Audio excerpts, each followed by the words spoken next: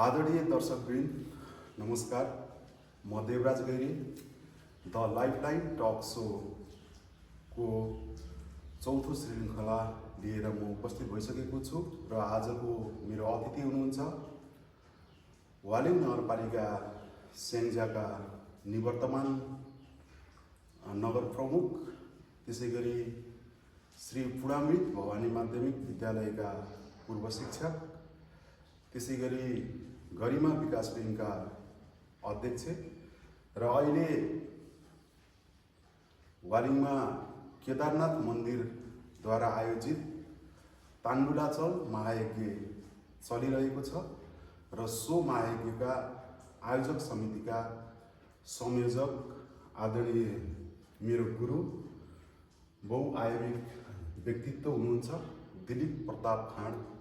हामी उहाँसँगको कुराकानीको बसाइमा जुटिरहेका छौँ। म सम्पूर्ण दर्शक वृन्दहरूलाई कार्यक्रममा स्वागत गर्दै म आजको मेरो अतिथि आदरणीय सर दिलीप प्रताप खाँड सरलाई कार्यक्रममा स्वागत गर्न चाहन्छु। सर नमस्कार। नमस्कार।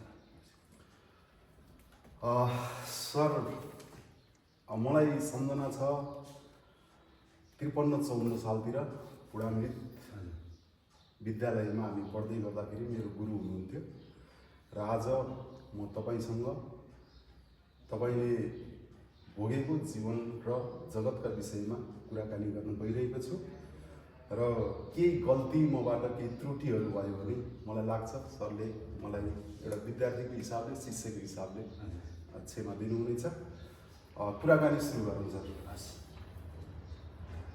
हजुर 2024 साल भदौ 15 गते हालको वालिङ नगरपालिका वडा नम्बर 9 सुर्कौँदी र तत्कालीन पेखु बाख्खोर गाविसमा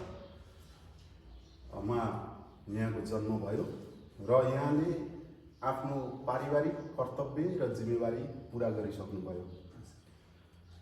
हजुरको एक छोरा हुनुहुन्छ सिद्धान्त विक्रम खाँड, जो बिजनेसको क्रममा अहिले काठमाडौँमा हुनुहुन्छ, बिजनेस गर्दै हुनुहुन्छ र तपाईँको छोरी समीक्षा खाँडको पनि बिए भइसक्यो र तपाईँ अहिले पारिवारिक जिम्मेवारीबाट मुक्त भएर एक खालको रिटायर्ड लाइफ जस्तो तपाईँले बिताइरहनु भएको छ र अबको योजना र अबको जीवन कसरी व्यतीत गर्ने सोच बनाउनु भएको छ?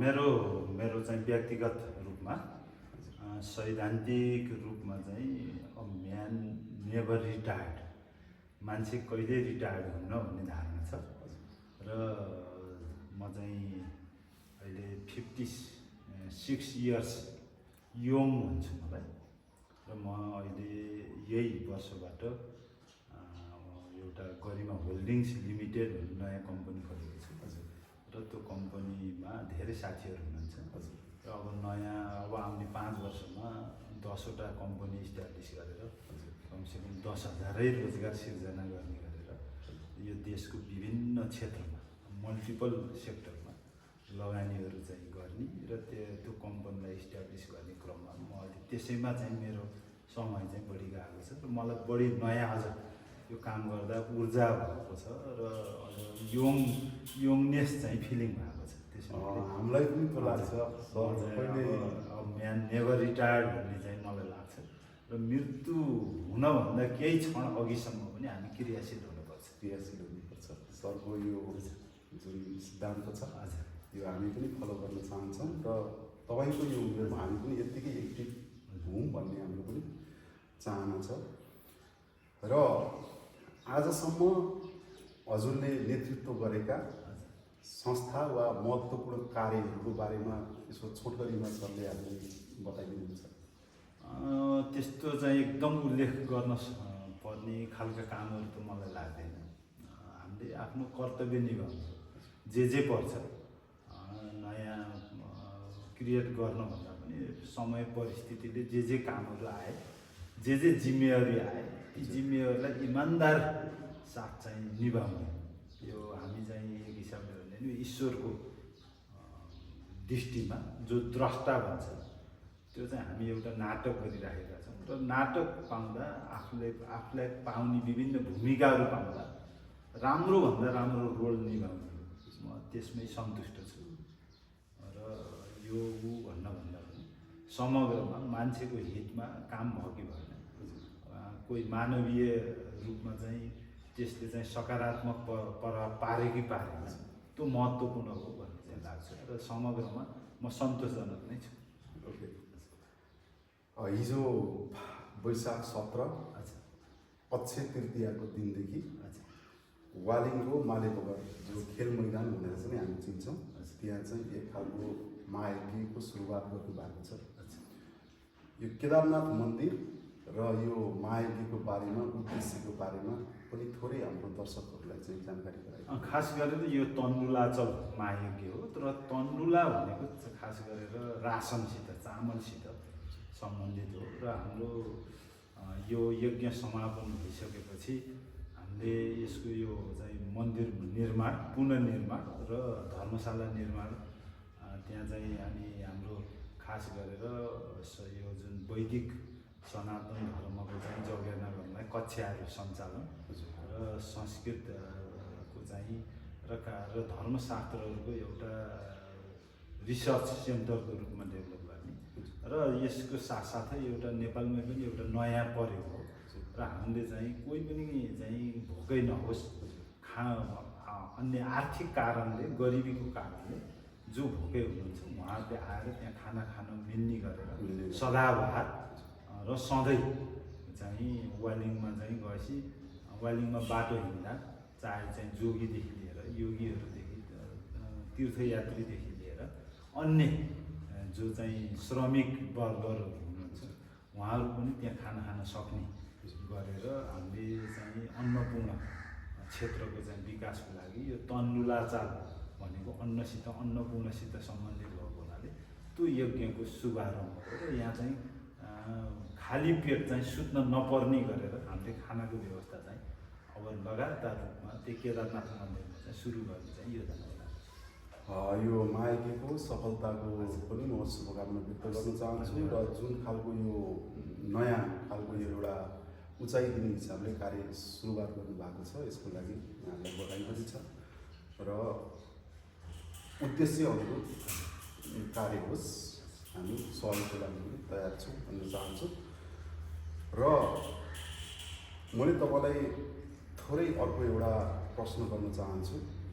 हजुर पिता यमबहादुर खाँड र माता फुलकुमारी खाँड, हजुरको हजुरबुवा हुनुहुन्थ्यो डम्बर ध्वज खाँड जो तपाईँहरू 22-24 राज्य हुँदाखेरिको राजाको सन्तान हुनुहुन्छ र जसले प्रत्यक्ष अन्तिम कालसम्म प्रत्यक्ष शासन गर्नुभयो। त्यो अन्तिम राजापछिको 5औं पुस्तामा हजुर हुनुहुन्छ। देश गणतन्त्रमा गएको छ, हजुर एउटा राजनीतिक व्यक्तित्व पनि हो र यो गणतन्त्र आइसकेपछिका धेरै चुनावहरूमा यहाँले भाग लिनुभयो र त्यही अन्तर्गत तपाईँले चुनाव जितेर पनि जनप्रतिनिधिको रूपमा काम गर्नुभयो। म यहाँलाई एउटा प्रश्न गर्न चाहन्छु, अहिले राजा फर्काउने कुरा पनि आइरहेको छ र गणतन्त्रको र राजावादीहरूको दुईवटा डिबेट पनि हामीले चाहिँ देशमा देख्न सक्छौँ। मैले यहाँलाई एउटा व्यक्तिगत थोरै प्रश्न, राजाको सन्तान भएर पनि गणतन्त्रमा जानुको अथवा गणतन्त्र स्वीकार गर्नुको कुनै रहस्य छ, कुनै कारण छ? होइन, यसमा यस्तो लाग्छ अब हाम्रो सोच त देश विकास होस्, हरेक नागरिकहरूले चाहिँ राम्रो खुसी महसुस गर्न सकोस्, त्यो चाहना हो। अब यो दलहरू भनेको अनि त्यस्तै गरेर गणतन्त्र कि राजतन्त्र कि भनेको एउटा चाहिँ प्रक्रिया र यो चाहिँ एउटा सिस्टम चाहिँ साधन। मलाई लाग्छ यो राजनीतिक अब अहिले जति पनि दलहरू हुनुहुन्छ यो हामी सबै साधन, हाम्रो साध्य भनेको देशको विकास हो। तर हामीले जुन जोस जाँगरका साथ हामी आफै राजनीतिमा हुमियौँ, समाजको चाहिँ विकास रूपान्तरण हुनुपर्छ भनेर लागि अहिले ठ्याक्कै हामी निराशमा छौँ। त्यो अनुसारको काम भएन। र जुन सोच थियो एउटा सामन्ती सोच भनौँ, राजतन्त्र भनेको पनि सामन्ती सोच हो, त्यसलाई हामीले स्वीकार गर्छौँ किनकि एउटा राजा हुन्छ र अरू रङ हुन्छ। तर अहिले पनि के भयो भन्दा त्यो चाहिँ फेरियो, जो हिजो जनता थिए र हामी चाहिँ अब अहिले राष्ट्रपति बनेका छन्, मन्त्रीहरू बनेका छन्, उनीहरू नै आफैलाई राजाको रूपमा चाहिँ आफूलाई परिभाषित गर्नु खोजे। त्यही खालको सोच भयो, किनकि राजा भनेको व्यक्ति होइन, यो सोच हो। त्यस हुनाले अहिले त्यति बेला एउटा राजा हुनुहुन्थ्यो, अहिले चाहिँ हजारौँ राजा, यो चाहिँ गलत हो। त्यस हुनाले हामी जनता बन्नै सिक्नुपर्छ। जनताको माझमा जनता नै बनेर नेतृत्व भयो भने त्यो सार्थक हुन्छ। हामीले खोजेको त्यो खालको हो। तर जनताबाट नेता बनिसकेपछि जो राजाको चाहिँ राजा बन्यो भन्ने जुन फिलिङ छ, यो गलत हो। त्यस हुनाले हामीले यसको यो प्रवृत्तिको विरुद्ध हो र अहिले पनि म यसको विरुद्धमा छु। अनि सरलाई त्यस्तो लाग्छ अब जस्तो धेरैको कुराहरू अहिले हजुरले भने जस्तै यो हजारौँ राजाहरू पाल्नु हुँदा एउटा राजा ठिक थियो, सर त्यो कुरामा सहमत हुनुहुन्छ? एउटै राजा भइदिए बरु होइन, एउटा, किनभने हजारौँ राजा पाल्न त सकिँदैन, देशले धान्दैन नि। देशको आम्दानी चाहिँ 7 खर्ब, खर्च प्रशासनिक खर्च 12 खर्ब, अनि विकासको, अनि त्यसपछि ऋण तिर्ने 2 खर्ब, त्यसपछि विकास 5 खर्ब गर्दा 19 खर्ब चाहिँ देशले ल्याएको छ, आम्दानी छ 7 खर्ब। अनि कसरी यो देश धानिन्छ? त्यसैले यो सम्भवै छैन। यो ढिलो चाँडो यो भत्ताभङ्ग हुन्छ र त्यो भत्ताभङ्ग हुँदा देशै भत्ताभङ्ग नहोस्, यो हाम्रो चाहना।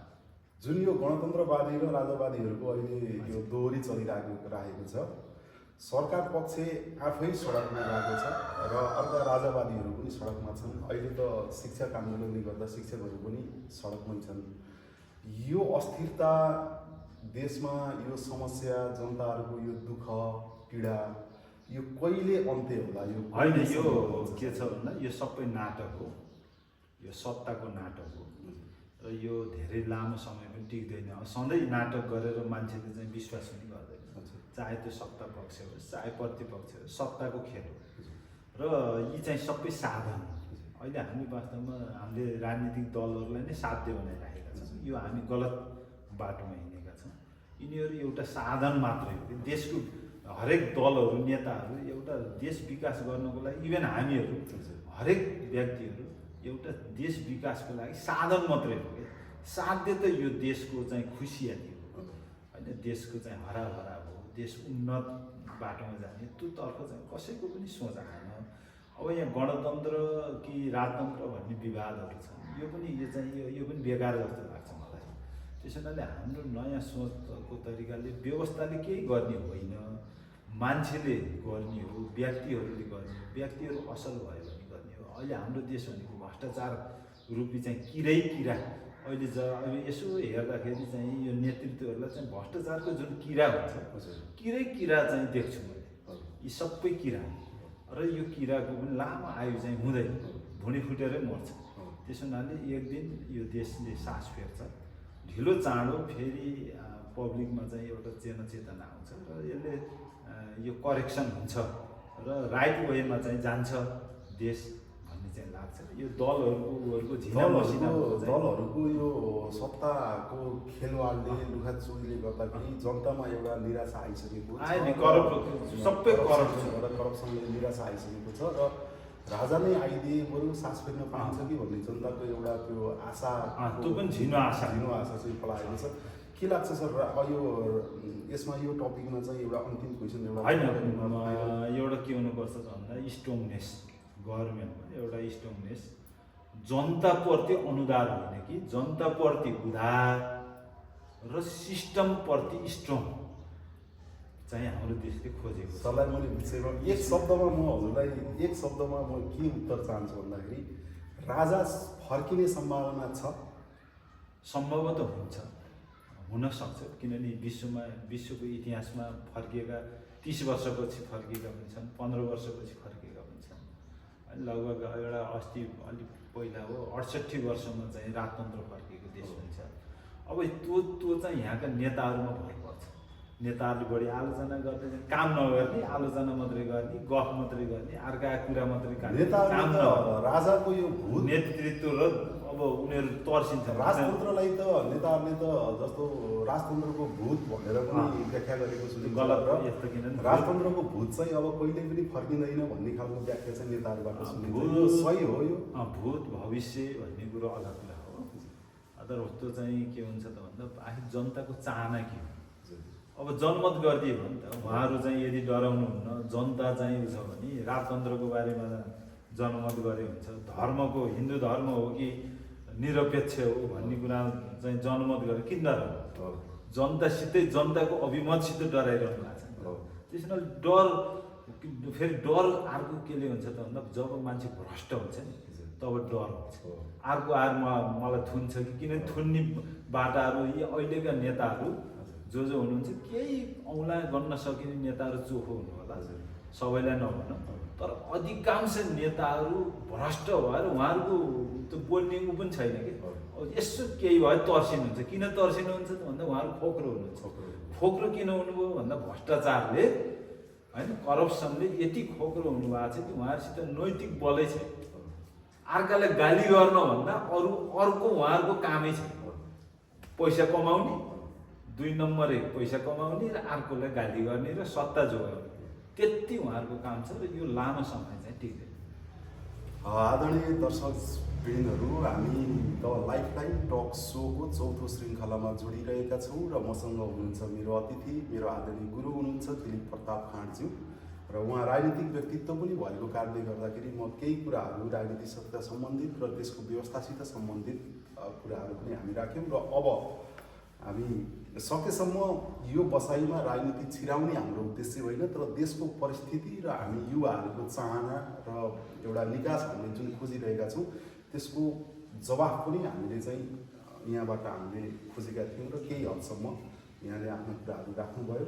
यहाँलाई धन्यवाद व्यक्त गर्दै म अब फेरि तपाईँलाई थोरै 20-30 वर्ष अगाडि 2054 सालमा स्थानीय निर्वाचन भयो र त्यति बेलासम्म यहाँले पूर्णामृत भवानी माविमा पढाउनुहुन्थ्यो, गुरुको रूपमा हुनुहुन्थ्यो र हजुर राजनीतिक व्यक्तित्व हो भन्ने कुरा तपाईँले पढाएका विद्यार्थीहरूलाई हामीलाई पनि थाहा थिएन र जब तपाईँ पूर्णामृत भवानी माविबाट विदाई भएर निस्किनु भयो अनि बल्ल हामीलाई थाहा भयो कि हाम्रो गुरु दिलीप प्रताप खाँड सर चाहिँ राजनीतिक व्यक्तित्व पनि हुनुहुँदो रहेछ भन्ने कुरा हामीले थाहा पायौँ।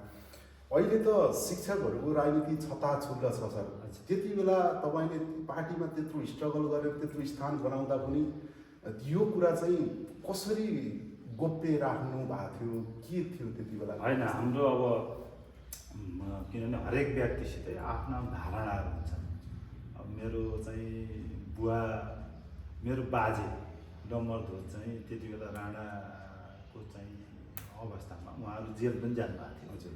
अब त्यसपछि मेरो बुवा चाहिँ मुक्ति सेनाको र 7 सालमा चाहिँ उहाँ नुवाकोटमा लडाइँमा पनि जानुभएको र त्यसपछि 15 सालमा चाहिँ सांसद पनि हुनुभयो। र त्यसपछि मेरो दाइ, जेठो दाइ चाहिँ 25 वर्ष प्रधान हुनुभयो पञ्चायतकालमा। मेरो काका 2 पटक जिल्ला सभापति हुनुभयो। त्यसले गर्दाखेरि राजनीतिक एउटा लिगेसी पारिवारिक वातावरणले गर्दाखेरि म पनि राजनीतिमा लागेँ, तर मेरो भित्री इन्ट्रेस्ट चाहिँ राजनीति होइन र मलाई राजनीति अति धेरै राजनीति चाहिँ मन पनि पर्दैन र आफूले किनभने आस्थाहरू हुन्छ, तर हामीले राजनीति भनेको पार्टी होइन, पार्टी एउटा माध्यम हो। देश विकास चाहिँ हो, देशमा नयाँ नयाँ कुराहरू आउनुपर्छ भन्ने चाहिँ हो। एकदम राजनीतिमा हिरिकै भएर लाग्ने चाहिँ हो। अनि त्यति बेला जुन तपाईँ पूर्णामृत भवानीको स्कुलबाट बिदाई हुनुभयो त्यति बेलाको क्षण हजुरले केही सम्झना? होइन, त्यति बेला टिचिङ गरिरहेको थिएँ। अब मैले चाहिँ त्यति बेला उपमेयरको टिकट पाएँ र पाएपछि म त्यति बेला 29 वर्षको थिएँ। अनि टिकट पाएपछि अनि त्यहाँ सँगै साथी, अर्को साथी कृष्ण खान हुनुहुन्थ्यो, सँगै पढाउँथ्यौँ। उहाँले फेरि मेयरको टिकट पाउनुभयो र हामी एकै दिन एउटै बाइकमा स्याङ्जा गएर अनि दुइटैले राजीनामा दियौँ र स्वीकृत भयो। अनि आएर यता चाहिँ नोमिनेसन गऱ्यौँ र र राजनीतिमा चाहिँ उपमेयरबाट मैले सुरु गरेको अनि हजुरले पढाएका विद्यार्थीहरू अहिले कहाँ कहाँ पुग्नु भएको छ, कुन कुन स्थानमा होइन विद्यार्थी त्यस्तो विद्यार्थीहरू भेट्नु भएको त्यस्तो अवस्था अहिले भेट भइरहेको छ। कोही पिएचडी गरेका छन्, आफ्नो आफ्नो विषयमा राम्रो पनि छन्। अब त्यसैमा कतिपय पछि विभिन्न परिस्थितिले यो गाइडेन्स हुने हुन्छ। मान्छेले गाइड राम्रो पायो भने त मान्छे माथि जान्छ, गाइड पाएन भने बिग्रिन्छ। कतिपय कुराहरू लगानी गर्ने कुराहरूदेखि लिएर सबै कुराहरूमा गाइडेन्स चाहिँदो रहेछ। त्यो गाइडेन्स पाउने साथीहरू अथवा विद्यार्थीहरू चाहिँ धेरै राम्रो पनि गर्नुभएको छ। कहीँ कहीँ बिचबिचमा गाइडेन्स नहुने आफ्नो पाराले गर्दा कतिपय फेरि लोटिने होइन। अब समाज फेरि यो हाम्रो समाज चाहिँ धेरै नकारात्मकताले भरिएको समाज छ। सहयोगभन्दा पनि असहयोग गर्ने बिगार्ने चाहिँ समाज छ। र यसलाई क्रमशः चेन्ज पनि हुँदैछ, सकारात्मकतिर जाला। के लाग्दो रहेछ एकदम अत्यन्त सफल विद्यार्थीहरूलाई भेट्दा र केही पनि गर्न नसकेर अघि हजुरले भने जस्तै गाइडलाइन नपाएर अलिक तलै परेका विद्यार्थी त्यस्तो फिलिङ चाहिँ केही आउँदैन होइन। उसले कहीँबाट गाइडेन्स पायो, परिस्थिति त्यस्तो पनि सफल भयो। र असफल भएको विद्यार्थीलाई पनि मलाई माया लाग्छ एकदम चाहिँ, किनभने उसले समय परिस्थिति अनुसारको ऊ चलेन भन्ने चाहिँ लाग्छ र चल्न पाएन भन्ने लाग्छ। त्यस हुनाले कुनै प्रति पनि हजुरले नाम होइन थुप्रा छन्। अब हजारौँ साथीहरू के अरे विद्यार्थीहरू छन् हजुर। अब सबैको नाम एकाधको नाम लिन भन्दा समग्रमा जे अगाडि चाहिँ मलाई सन्तोष छ। मैले यो कुरा किन पनि जोडेको भन्दाखेरि कुणामित भवानीमा मैले 9-10मा पढ्दै गर्दा 9-10 कक्षामा पढ्दै गर्दाखेरि यहाँ चाहिँ मेरो गुरु हुनुहुन्थ्यो र दिलीप सर। अहिले हजुरले कृष्णहाट सरको पनि नाम लिइहाल्नुभयो। कृष्णहाट सर पनि तपाईँसित सँगै हुनुहुन्थ्यो र त्यो 1000-1200 विद्यार्थीहरूलाई चाहिँ कन्ट्रोल गर्ने र तिनीहरूलाई साइजमा ल्याउने भनेको तपाईँहरू दुईजना हुनुहुन्थ्यो। के ऊर्जाले तपाईँहरूले त्यो विद्यार्थीहरूलाई जस्तो अरू कसैले पनि कन्ट्रोल गर्न नसकेका विद्यार्थीहरूलाई तपाईँहरूको नाम आवाज र यतिसम्म मलाई लाग्छ कि त्यति बेलाको हजुरको मैले त्यो पोसाकहरू त्यति बेलाको जेन्टलमेन त्यो म सम्झिन चाहन्छु। तपाईँको एउटा हरियो कम्ब्याट तल लगाउनुहुन्थ्यो र माथि एउटा लेदरको कालो ज्याकेट लगाउनुहुन्थ्यो र विद्यार्थीमा यतिसम्म प्रभाव थियो कि तपाईँले त्यो कुणामित भवानीको अफिस कार्यालय अहिले पनि त्यही स्थानमा छ र त्यसको अगाडि एउटा कुर्सीमा हजुरले ज्याकेट राखेर छोडिदिनु भयो। तपाईँ त्यो स्कुलमा नभए पनि दिलीप सर हुनुहुन्छ भन्ने फिल्डमा चाहिँ त्यो पुरै स्कुल चाहिँ शान्त रहन्थ्यो कि। त्यो के रहेछ त्यसरी विद्यार्थीहरूलाई चाहिँ कमान्ड गर्न सक्ने त्यो खुबी अथवा ऊर्जा अथवा अब अहिलेका शिक्षकहरूले कसरी गर्दाखेरि राम्रो हुन्छ, कसरी? होइन, सबभन्दा पहिला चाहिँ हामी ड्युटीफुल। हामी जब शिक्षकको नियुक्ति भयो त्यो ठुलो जिम्मेवारी हो, किनकि हजारौँ विद्यार्थीको भविष्यसित हामी जोडिएका हुन्छौँ र हामीले एकदम टाइममा आफ्नो कर्तव्य गरेर, किनकि विद्यार्थीहरू स्वभावैले त्यो उमेर भनेको एउटा बिग्रिने पनि उमेर हो, बन्ने पनि उमेर हो। र त्यो बेलामा हामीले सही गाइडेन्स गऱ्यौँ, उनीहरूलाई चाहिँ सही लाइनमा ल्यायौँ र ओबिडियन्ट तरिकाबाट उनीहरूको चाहिँ मुख्य काम भनेको लर्निङ हो भन्ने चाहिँ बोध गराउन सक्यौँ भने विद्यार्थीहरू राम्रो हुन्छन्। र त्यो बेलामा हामीले छाडा छोड्यौँ भने विद्यार्थीहरू बिग्रिन्छन्, किनकि नकारात्मक चिज छिटो फैलिन्छ। नकारात्मक चिजलाई सिकाउनु पर्दैन, सकारात्मक चिजलाई सिकाउनु पर्छ। त्यसो हुनाले हामीले आफ्नो ड्युटी सम्झेर पुरै जति अब सरकारी चाहिँ नुन पानी खाइसकेपछि हामीले त्यसको पूर्ण रूपमा चाहिँ पालना गर्नुपर्छ भन्ने बोध थियो र त्यही बोधको आधारमा हामीले हाम्रो विद्यार्थीलाई बिग्रिन दिनुहुन्न, राम्रो गराउनुपर्छ भन्ने चाहिँ प्रेरणाले नै हामी चाहिँ एकदम ड्युटीफुल, समय 1 मिनट पनि तलमाथि नगर्ने र हरेक विद्यार्थीलाई माया पनि गर्ने र तिनीहरूलाई चाहिँ गाली पनि गर्ने, ट्र्याकमा पनि ल्याउने, त्यो चाहिँ काम चाहिँ हाम्रो प्रेरणा नै एउटा चाहिँ खास गरेर त्यति बेलाको पेसागत प्रेरणा हो र हरेक शिक्षकले चाहिँ गुरु हो। र हामीले गुरुले दुईवटा कुरा चाहिँ सधैँ ख्याल राख्नुपर्छ। एउटा विद्यार्थीलाई भन्न पनि पर्छ, दोस्रो आफूले गर्नु पनि पर्छ। विद्यार्थीले दुईवटा कुरा सिक्छ, एउटा भनेको कुरा सिक्छ, एउटा सरहरूले जे गर्नुहुन्छ त्यो कुरो सिक्छ। त्यस हुनाले विद्यार्थीलाई हामीले भन्छौँ मात्रै अनि आफूले गलत व्यवहार गऱ्यौँ भने त्यो गलत पनि विद्यार्थीले सिकेको हुन्छ। त्यही भएर हामीले गराइमा र भनाइमा एकरूपता ल्यायौँ भने त्यो असल शिक्षक हुन्छ। र र त्यो हामीले चाहिँ त्यो असल शिक्षक हुने चाहिँ कोसिस गरेका थियौँ। कति वर्ष पढाउनु भयो? 5 वर्ष। 5 वर्ष पढाउनु भयो। र शिक्षण पेसा खास चाहिँ के रहेछ? हुन त होइन, एकदम मिठो आनन्ददायी र खास गरेर विद्यार्थीहरू त्यो बेला हामीले 5 वर्ष शिक्षक हुँदा मैले सिकाउने मात्रै काम गरेँ। मैले विद्यार्थीबाट धेरै कुराहरू सिकेँ। किनभने विद्यार्थीहरूबाट हरेक विद्यार्थीहरूसित मल्टिपल ट्यालेन्टहरू थियो। ती ट्यालेन्टहरू सिकियो हामीले र हामीले कतिपय कुराहरू यो सेयरिङ, शिक्षक र विद्यार्थी भनेको शिक्षकले एकहोरो दिने मात्रै हो, विद्यार्थीबाट लिने पनि हो र त्यसलाई मिक्स गरेर अनि त्यसलाई चाहिँ प्रस्तुतिकरण गर्ने, त्यो चाहिँ शिक्षकको काम हो जस्तो लाग्छ। थोरै गुरु हामीले भनिन्छ, गुरु त आफूलाई बाटो देखाउने सिकाउने, हरेक व्यक्ति चाहिँ आफ्नो जीवनमा हामी जति पनि हुनुहुन्छ उहाँ गुरु नै हो। र एउटा जुन हामीलाई तपाईँ हाम्रो संस्कारमा यो व्रतबन्ध जुन चुडा कर्म पनि भनिन्छ, हाम्रो कर्म चलाउने एउटा चलन छ। र त्यति बेला तपाईँलाई चाहिँ गायत्री मन्त्र सुनाउने गुरु प्रसाद शर्मा हुनुहुन्थ्यो। उहाँ चाहिँ हाल हुनुहुन्न।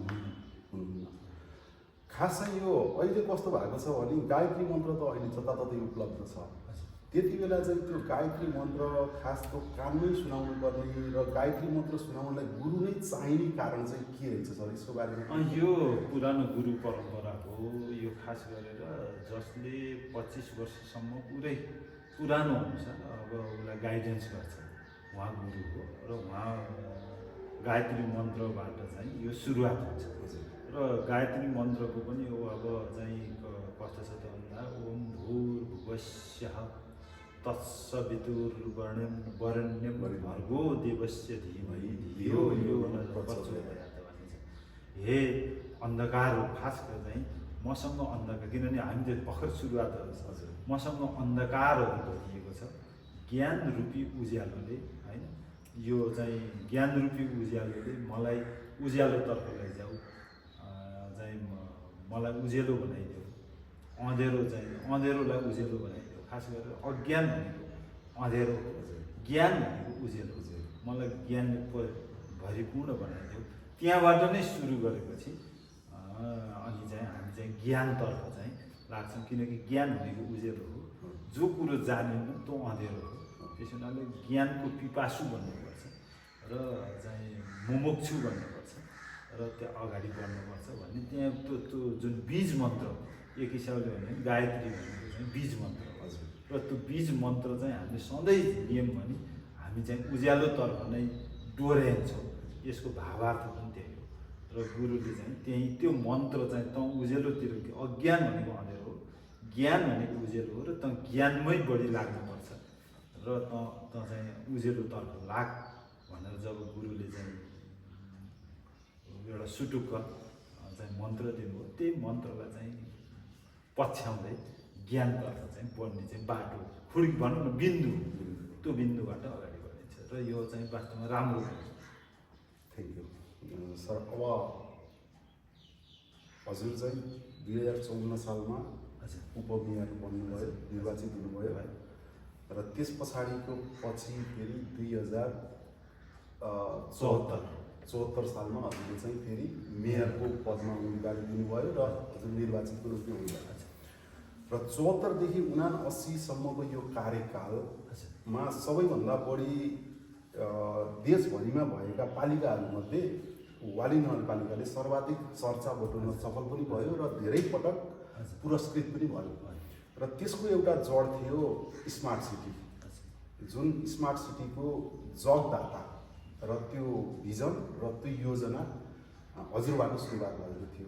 खास यो स्मार्ट सिटीको सोच, यो वालिङ जस्तो यो हाम्रो त यो त ग्रामीण सहर हो र यहाँका जनताहरू त्यति चेतनशील पनि धेरै छैनन् र अचेतन पनि छैनन्। समग्रमा भन्दा पर्दा मलाई त यस्तो लाग्छ अहिले आएर हेर्दाखेरि वालिङका जनता अर्धचेत अवस्थामा छन्।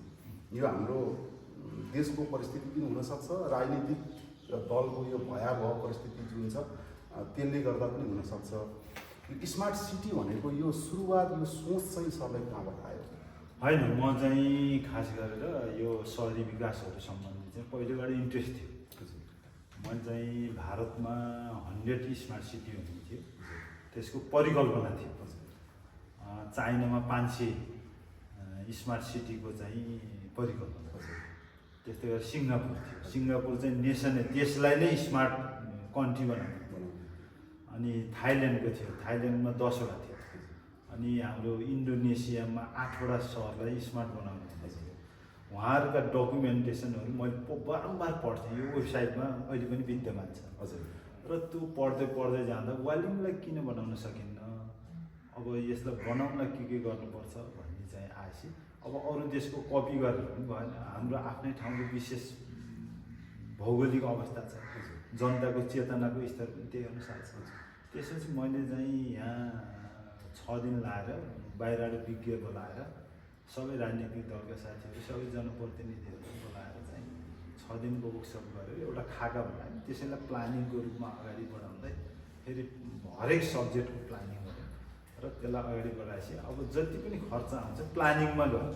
जस्तो हामीले एउटा घर बनाउँदाखेरि पनि प्लानिङमा गरेन भने घर बन्नु पर्यो।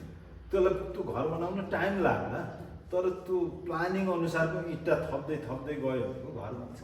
अब प्लानिङै भएन भने त म कता जाने, जस्तो एकछिनमा मान्नुहोस्, हजुर वालिङमा हुनुहुन्छ, हजुर चाहिँ पोखरा जाने या भैरवा जाने या कुनै ठाउँ काठमाडौँ जाने, तपाईँको प्लानिङ भयो भने तपाईँ डेस्टिनेसनमा पुग्नुहुन्छ। लाग्ला ढिलो चाँडो होला, तपाईँ प्लेनमा जानुभयो भने छिटो होला, अब बसमा जानुभयो भने ढिलो होला, तर पुग्नुहुन्छ, ढिलो चाँडो पुग्नुहुन्छ। त्यही हो प्लानिङ, किनभने तपाईँको काठमाडौँ जाने प्लानिङ थियो। त्यस्तै वालिङलाई चाहिँ 20 वर्षमा स्मार्ट सिटीकोमा पुग्ने भन्ने चाहिँ हामीले प्लानिङ गऱ्यौँ। त्यो 20 वर्षमा चाहिँ पुग्नको लागि चाहिँ हामीले 1, 2, 3, 4 भनेर कदम पनि चाल्यौँ र हामीले चाहिँ मेरो कार्यकालको 5 वर्षको स्मार्ट सिटीमा कहाँ पुग्ने भन्ने थियो, त्यो पनि पुग्यौँ। अब अहिले चलिराखेको 5 वर्षमा कहाँ पुग्ने भन्ने पनि हाम्रो प्लानिङ छ। त्यो बजेट वितरण, किनभने हामीले काम गर्ने भनेको त बजेट वितरण गर्नु छ। त्यो बजेट वितरणमा अहिले कहीँ दायाँ बायाँ भएको छ, अल्मलिएमा, उहाँ साथीहरू अल्मलिनु भएको छ। आगामी दिनहरूमा फेरि नयाँ चेतनाका साथीहरू आउनु होला, एउटा त्यो प्लानिङलाई परिमार्जित गरेर फेरि जानु होला, पुग्छ। एउटा सहरलाई, एउटा सिटीलाई स्मार्ट बनाउनको लागि के कुराहरू को स्मार्ट हुनुपर्छ सर? त्यसमा हामीले चाहिँ 4वटा थिम बनाएका छौँ होइन, 132वटा चाहिँ इन्डिकेटर गरेर चाहिँ यो चिज चाहिँ डेभलप हुनुपर्छ। त्यसमा नागरिक पनि यो हुनुपर्छ, डिजिटलाइज पनि यो हुनुपर्छ। ती सबै प्लानिङमा लगभग 800 पेजको हाम्रो प्लानिङ छ। यो 20 वर्षमा सम्भव छ। अहिले यो बिचा अलिकति अल्मलियो। नयाँ आउने साथीहरू स्पिडमा जानु भने 20को ठाउँमा 25 लाग्ला। हजुरले पनि स्वीकार गर्नुहुन्छ अरू जनताले जस्तै कि यो स्मार्ट सिटीलाई कार्यान्वयन गर्नको लागि वालिङ नगरपालिकामा दिलीप सरको अभाव अलिकति खड्कियो? होइन, त्यस्तो त लाग्दैन, किनभने साथीहरू तमाम हुनुहुन्छ। हामी त एउटा हामी जस्ता काम गर्नु, जस्तो दिलीप खाँड जस्तो त वालिङ नगरपालिका 100 हुनुहुन्छ। र मलाई अब आशा के छ त भन्दा यो पुराना साथीहरूले सक्नुहुन्न, किनभने उहाँहरूको सोचै चेन्ज भयो। आफ्नो आसेपासेलाई 10,000 दिने, 5,000 दिने, त्यहीँबाट फकाउने होइन, अनि त्यो बिना मतलब। अनि योजना माग्न आयो भने योजना आवश्यक हो कि होइन त्यो बुझ्दै नबुझिकन आफूलाई घोटालेको छ भने दिने, नत्र नदिने, त्यसरी बन्दैन। प्लानिङमा खर्च गर्ने हो, बजेट चाहिँ प्लानिङमा केन्द्रित हुनु पर्यो। मान्छे रिसाउँछ, मसित धेरै साथीहरू रिसाउनु हो सिधै। त्यसो हुनाले अब आउने चाहिँ जुन डिजिटल एकदम पढेका साथीहरू हुनुहुन्छ, नयाँ चेतनाका साथीहरू हुनुहुन्छ, देश विदेशका चाहिँ वेबसाइटहरू कम्पेरिटिभ अध्ययन गर्ने साथीहरू हुनुहुन्छ, केही न केही स्टडिज चाहिँ हुनैपर्छ। र अहिले संसार कहाँ पुगेको छ त्यससित तादाम्य राख्ने नयाँ यङ जेनेरेसन आउनु भएको छ। यसको लागि त उहाँहरू विभिन्न पार्टीका नाममा आउनु होला, तर व्यक्तित्व वालिङको जसले हजुरको बुझाइ हजुरको कुराहरू छ मुख्य यसमा मुख्य भूमिका भनेको जनप्रतिनिधि नै उत्तरदायित्व एकदम सम्बन्धित किनभने जनप्रतिनिधि स्मार्ट सिटी जुन अवधारणा छ यो बुझेको आउनु पर्यो र उत्तरदायित्व वहन गर्ने खालको जनप्रतिनिधि आउनु पर्यो जसलाई कुनै पनि कुराले प्रभाव नपारोस् भोलि भोट आउँदैन कि म फेरि चुनावमा आउन सक्दिनँ कि अथवा हिजो मलाई भोट हालेका साथीहरू मसँग रिसाउनुहुन्छ कि भन्ने यो पूर्वाग्राही सोचबाट उठेर नभइकन त्यसबाट अलिकति माथि उठेर आउनु पर्यो जनप्रतिनिधि। जस्तो यो चार कार्यकालका साथीहरूले बढी मेहनत पनि गर्नुपर्छ, अब चाहिँ अप्रिय निर्णय पनि गर्नुपर्छ, भोट घटे घट्छ तर मैले यो काम गर्छु भनेर लाग्नुपर्छ। त्यो लाग्ने साथीहरू चार कार्यकालका साथी हो भने स्मार्ट भन्छ। यो हजुर बाहेक हजुर फेरि दोहोरिने सम्भावना होला नहोला त्यो विषयमा म पछि कुरा गर्छु भने त्यो टपिक पनि म राखेको छु। र हजुर बाहेक यो स्मार्ट सिटीलाई ठ्याक्कै स्मार्ट बनाउन त्यो गन्तव्यसम्म हजुरको उद्देश्य अनुसार त्यो पुरा गर्नलाई तपाईँले त्यस्ता मान्छेहरू कोही वालीमा देख्नु भएको देखेको छ। अहिले अब ठ्याक्कै नाम चाहिँ नभनौँ किनभने यसले गलत अर्थ दिन्छ होइन। अब जस्तो अहिले चाहिँ काङ्ग्रेसभित्र पनि केही साथीहरू एकदम एउटा औँला गर्न सकिने छ एक दुईजना। एमालेमा पनि मैले दुई तिनजना देख्छु अलिकति आधुनिक र केही गरम टेक्नोलोजी फ्रेन्डली खालका। त्यस्तै गरेर अहिले यो नयाँ पार्टी के अरे स्वतन्त्रमा चाहिँ अलि धेरै छन् त्यस्ता खालका। अब पार्टीहरू अब उहाँहरू पछि कस्तो गर्नु होला, विद्रोह मात्रै हो कि इस्टाब्लिस पनि हुनुहुन्छ त्यो उहाँहरूको कुरा हो। माओवादीमा पनि नभएको जस्तो लाग्दैन होइन, पोजिटिभ सकारात्मक मान्छेहरू हुनुहुन्छ, मान्छे चाहिँ आशा लाग्दो चाहिँ हुनुहुन्छ। जस्तो तर अहिले चुनाव जितिसकेपछि उहाँहरू कतिको साँगुरो हुनुहुन्छ, जस्तो अब आफ्नो पार्टीलाई मात्र अगाडि मार्ने भयो भने बन्दैन, यो त सबैलाई समेट्ने हो। हजुरको दिमागमा रहनुभएका ती साथीहरू हजुर यदि उहाँहरू स्वतन्त्र रूपमा अथवा दलगत रूपमा पनि टिकट पाएर उहाँहरू चुनावमा आगामी यो 84को चुनावमा मेयरको रूपमा उहाँहरू प्रस्तुत हुनुभयो भने हजुरले के हेर्नुहुन्छ? उहाँ व्यक्तित्व हेर्नुहुन्छ अथवा कुनै हजुरले आस्था राख्ने दलभन्दा बाहिरको साथीहरू आउनुभयो भने पनि उहाँलाई सपोर्ट गर्न सक्नुहुन्छ? एकदम मैले चाहिँ पार्टीभन्दा दलभन्दा किनभने सक्षम मान्छे स्थानीय तह चाहिँ वास्तवमा राजनीतिक दलको हुनै हो। किनभने यो जनतासित प्रत्यक्ष हो कि केन्द्रमा नीति बनाउने भएको हुनाले केन्द्रीय नीति बनाउने भएको हुनाले दलगत नीतिको खाँचो पर्छ।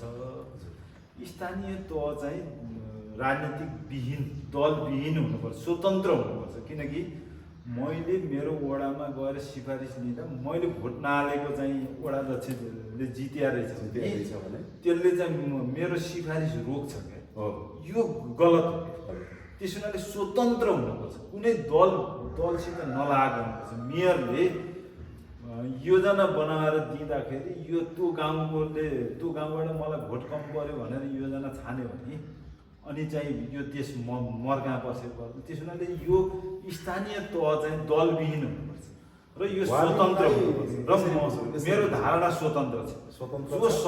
मैले सक्षम मध्येको एउटालाई रोज्छु। मैले यसरी बुझौँ र दर्शकहरूलाई पनि हामी यसरी बुझाउँ कि 84को चुनावमा एउटा स्पष्ट भिजन लिएर अनि तपाईँको उद्देश्य स्मार्ट सिटीको उद्देश्य पुरा गर्न लायक र त्यसमा समर्पित कुनै व्यक्ति स्वतन्त्र रूपमा आयो भने स्वतन्त्र या दलगतै आयो फरक दलको भए पनि यहाँको पूर्ण समर्थन छ। एकदम हजुर लाग्नुहुन्छ लाग्छमा ढुक्क र यो किनभने हामीले त हाम्रो ठाउँ बनाउने नि कोही युवाहरू नयाँ कोही चाहिँ वाली नगरपालिका नेतृत्व गर्न चाहिँ अग्रसर हुनु भएको छ भने यहाँहरू ढुक्क हुनु। हाम्रो पूर्व मेयर साहब दिलीप प्रताप खाँड सरको तपाईँलाई पूर्ण समर्थन रहनेछ र यहाँसँगै हामी पनि यहाँको समर्थनमा लाग्नेछौँ। किन भन्दा मेरो धारणा स्पष्ट छ, दलको काम देशको विकास गर्ने हो। तर त्यो विकास गर्ने भनेको नेतृत्व। जब नेतृत्व नै खराब छ भने दलले मात्रै केही गर्दैन। त्यस हुनाले अबको बाटो भनेको नेतृत्व कस्तो मान्छे आउँछ, कतिको डाइनामिक छ, सोच कतिको सकारात्मक छ, सबैलाई समेट्न सक्ने जसको क्षमता छ, आइडिया छ, कार्यक्रम छ, त्यस्ता मान्छेलाई समर्थन।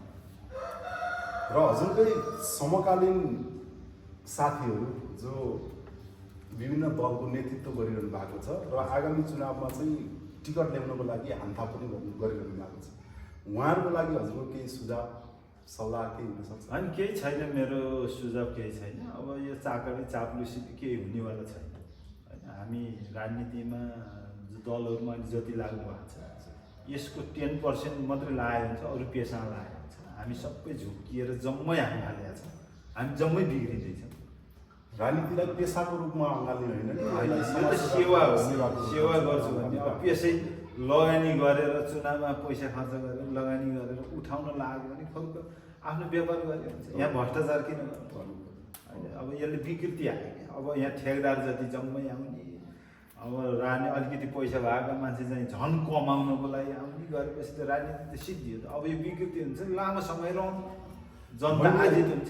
मैले यहाँको लागि बनाएका धेरै प्रश्नहरूको उत्तर चाहिँ आइसकेको छ। अब हामी कुराकानी गर्दै हुँदा अब म हजुरलाई अर्को एउटा प्रश्न गर्न चाहन्छु। मिसन 84 धेरै मान्छेहरूको अहिलेको चाहिँ अब नारा जस्तो एउटा उद्देश्य जस्तो म त्यहाँनिर पुग्छु भन्ने खालको एउटा मिसनकै रूपमा लिइराख्नु भएको छ। धेरैले जनताले पनि त्यसरी नै लिनुभएको छ। मिसन 84 मा हेर्लास् भन्ने चाहिँ जनताहरूको पनि कुरा छ र मिसन 84 मा म आउँछु भन्ने खालको केही साथीहरूको पनि दलहरूको पनि त्यो एउटा अवधारणा लिएर हिँड्नु भएको छ।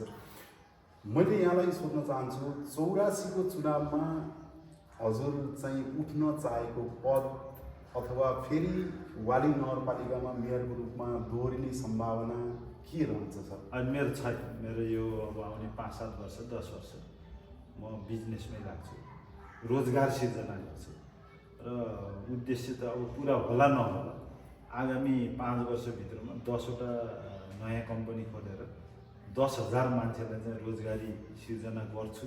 किनभने यो राजनीति फोहोर हो। अब फोहोर भएको जान्दा जान्दै अब यसमा चाहिँ हामफाली राख्न आवश्यक छैन र म चाहिँ दिलीप सर पनि आउनुहुन्छ भन्ने जुन चर्चा परिचर्चा जुन देखिन्छ बजारमा सुनिन्छ नि, यसको क्लियर एन्सर भनेको हजुर चाहिँ 84 मा आउने सम्भावना एकदमै छैन, 100% छैन। म चाहिँ अब यता काम गर्छु, गुरुसा तिनै उठेका राजनीति गरेका साथीहरूले के आश्वासन दिनुहुन्छ तँलाई जागिर दिउँला भनेर भन्नुभएको छ भने उहाँहरूलाई चाहिँ ल मैले यसरी आश्वासन दिएँ यसलाई जागिर खुवाइदिनु पऱ्यो भन्ने हो भने त्यतातिर रोजगार सिर्जना गर्ने, काम दिने।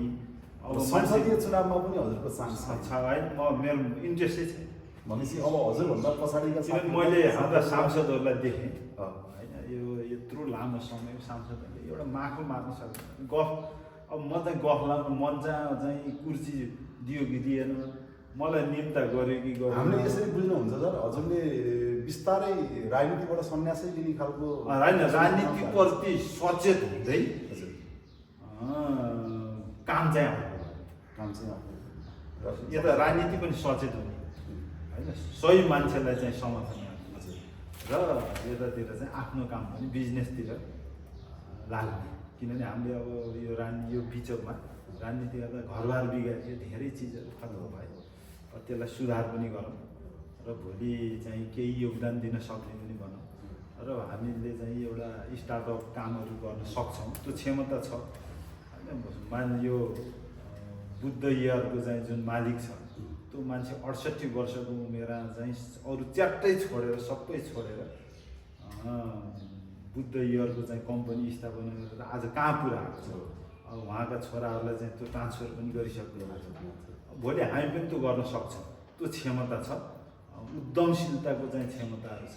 काम गर्ने हो, कर्मठ हुने हो, मेहनत गर्ने हो, 2-4 पल्ट लोटिन्छ भने फेरि उठेर काम गर्ने सकिन्छ। जुन राजनीतिकै कुराकानी गर्दै गर्दाखेरि र चुनावका कुराहरू पनि हामी गऱ्यौँ र अहिले एउटा बहसको विषय पनि छ कि अब जनताहरूमा के छ भन्दाखेरि युवा हुनु पऱ्यो भन्ने चाहिँ हामीले धेरै युवाहरूलाई पनि देख्यौँ। युवाहरू निर्वाचित भएर त्यो ठाउँमा पनि पुग्नु भएको छ र उहाँका कार्यशैलीहरू अभिव्यक्तिहरू पनि हामी सुनिरहेका छौँ। धेरै युवाहरू त्यो ठाउँमा पुगेर पनि विवादित हुनुहुन्छ। पहिला धेरै आशा गरेका युवाहरू जुन स्थानमा जानुभयो पछि फेरि उहाँहरू चाहिँ आफ्नै जुन हैसियत छ, जुन दलगत हिसाबले पार्टी उठ्न सक्नु भएन र विवादित पनि हुनुहुन्छ। खास चाहिँ हामीलाई चाहिएको के रहेछ? युवा चाहिएको कि हामीलाई लिडरसिप एउटा नेता चाहिएको रहेछ सर? के रहेछ हामीलाई? खास चाहिँ देशलाई अहिले चाहिएको होइन, पोलिटिक्समा एकदम चाहिएको इन्टेग्रिटी हुन्छ। अब लोभ लालच चाहिँ भएको मान्छे त्यहाँ गएर टिक्न सक्दैन, ढिलो चाँडो पतन हुन्छ। त्यसैले लोभ नगरौँ। आर्थिक लोभ चाहिँ गर्ने हो। आर्थिक लोभ गर्ने हो भने व्यापार गर्ने। अब मलाई पैसा कमाउनु मन लाग्छ, म अब राजनीति गर्दिनँ, किनभने राजनीति यहाँ गइसकेपछि पैसा कमाउनु हुन्न। त्यो पैसा कमाउने भनेको 2 नम्बरे काम हो, त्यो भनेको गलत हो। जब मान्छे चाहिँ गलत के अरे राजनीतिमा सेवा गर्छु भनेर जान्छ अनि पैसा कमाउने परिकल्पना गर्छ भने त्यो बाटै गलत हो। त्यस हुनाले मैले चाहिँ अब मैले पैसा कमाउनु पर्छ भने म व्यापार गर्छु, बिजनेसतिर हात हाल्छु, त्यो त राम्रो छ। ट्याक्स तिर्छु, कमाएको पैसाको ट्याक्स तिर्छु। यो देशको कानुनले काम गर पैसा कमा भनेर कानुनले दिएको छ। त्यो अनुसार काम गरेर पैसा कमाउँछु, ट्याक्स तिर्छु, व्हाइट मनी जम्मा गर्छु। अब पोलिटिक्समा गएपछि कमा भन्ने चाहिँ होइन, सेवा गर भन्ने हो। त्यसैले सेवामै लाग्नु पर्यो। जे काम हो त्यही गर्नु। क्वेसनको ठ्याक्कै उत्तर हजुर ठेक नेता कि युवा राजनीतिमा? नेता कि युवा भन्नुभन्दा पनि नेतृत्व चाहिँ पहिलो हो। त्यो नेतृत्व उमेरले चाहिँ खास असर गर्दैन, किनकि 70 वर्षको पनि यङ हुनसक्छ सोच, 30 वर्षको पनि ओल्ड हुनसक्छ होइन। त्यो सबभन्दा ठुलो कुरो सोच हो। सोच भएको मान्छे बढी प्रतिशतमा युवा नै छन्। किनभने युवासित अब नयाँ, किनभने ऊ स्टडियस छ। नयाँ मान्छेहरू युवाहरू चाहिँ आइटीसित पनि रिलेटेड छ र ओल्ड यो संसारलाई पनि बुझेको छ। तर ओल्ड मान्छे अध्ययन गर्दैन, रौसी खान्छ, दिनभरि चाहिँ तिग्लमबाजी मात्रै गर्छ, तिनले अध्ययन गर्दैन। त्यस्ता खालका नेता काम छैन। त्यसो हुनाले मलाई के लाग्छ भने नेतृत्व पहिलो आवश्यकता हो र त्यो नेतृत्वमा युवा वर्गहरू बढी फिटेड छ। अथवा नेता नै उमेरै भएको नेता आयो भने उसको सोच युवा हुन पर्यो, स्टडियस सोच चाहिँ युवा। र जुन यो काठमाडौँ महानगरपालिका जहाँ स्वतन्त्र उम्मेदवार बालेन शाह, कसैले उहाँलाई जित्नुहुन्छ भन्ने धेरैको आशा थिएन। उहाँले चाहिँ अनएक्सपेक्टेड एउटा रिजल्ट ल्याइदिनु भयो र काठमाडौँ महानगरपालिकाको उहाँले नेतृत्व गर्नुभएको छ। उहाँ चाहिँ अहिलेको चाहिँ जल्दो बल्दो मेयर हुनुहुन्छ। सँगै त्यही महानगरपालिकाको उपमेयर पनि हुनुहुन्छ सुनिता डङ्गोल। जनताले उहाँलाई दुइटैलाई बराबर आशाको केन्द्रबिन्दु राखेर सम्मान गर्नुभएको थियो। दुवैजनाबाट उत्तिकै आशा, बराबरी आशा गर्नुभएको थियो। तर अहिले आएर उहाँहरूको बिचमा अलिकति थोरै चाहिँ त्यो डिबेटहरू देखिन्छ, अनि दोहोरी जस्तो देखिन्छ। अनि सुनिता डङ्गोल चाहिँ बाहिर गएर पनि बोल्दाखेरि अहिले अलिकति चाहिँ पार्टीलाई बढी चाहिँ ग्राह्यता दिएर पनि बोल्नुभयो। अहिले ठुलो विरोध भइरहेको छ। उहाँहरू दुईजना मेयर जो युवा हुनुहुन्छ र देशकै ठुलो महानगरपालिकाको चाहिँ नेतृत्व गरिरहनु भएको छ, उहाँहरूको विषयमा केही भन्न चाहनुहुन्छ सर? मलाई के लाग्छ भने हाम्रो बालेन्द्र शाह चाहिँ उहाँ एक्सन ओरिएन्टेड मान्छे हो। म उहाँसँग भेट पनि भएको छु।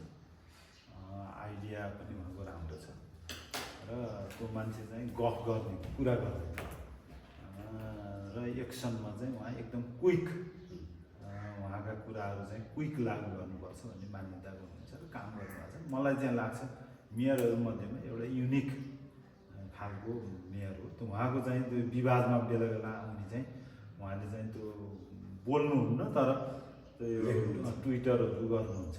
त्यो ट्विटरलाई लिएर चाहिँ मान्छेहरूले त्यसलाई विवादास्पद बनाउँछ र विवादास्पद नहुने त यो संसारमा कोही पनि छैन। अपेक्षाकृत उहाँ कम हुनुहुन्छ र एक्सन ओरिएन्टेड हुनुहुन्छ। त्यसैले मलाई राम्रो लाग्छ र सुनिताजीको पनि पूर्ण समर्थन थियो। पछि अलिकति अब राजनीतिक यही दाउपेचहरू होला, विभिन्न होला, तर मेयर उपमेयर चाहिँ मिलेर जाँदा राम्रो हुन्छ। किनकि त्यो झडार्नु पर्ने केही पनि छैन। कानुनले फेरि अधिकारहरू पनि अलग अलग गरिदिएको छ। मेयरको चाहिँ काम कर्तव्य अधिकार अलग छ, उपमेयरको काम कर्तव्य अधिकार अलग छ, वडा अध्यक्षहरूको पनि अलग अलग छ, आफ्नो छ। त्यसमा झगडा गर्ने सबैले आफ्नो आफ्नो नेतृत्व, आफ्नो दायित्व अनुसार सबैले आफ्नो कर्तव्य पुरा गर्यो भने कसैले कसैलाई आरोप प्रत्यारोप गर्नुपर्ने अवस्था पनि छैन, कसैले बाटो रोक्नुपर्ने अवस्था पनि छैन। मिलेर जाँदा अगाडि बढेर कुनै दम्ब देखाउन आवश्यक पनि छैन।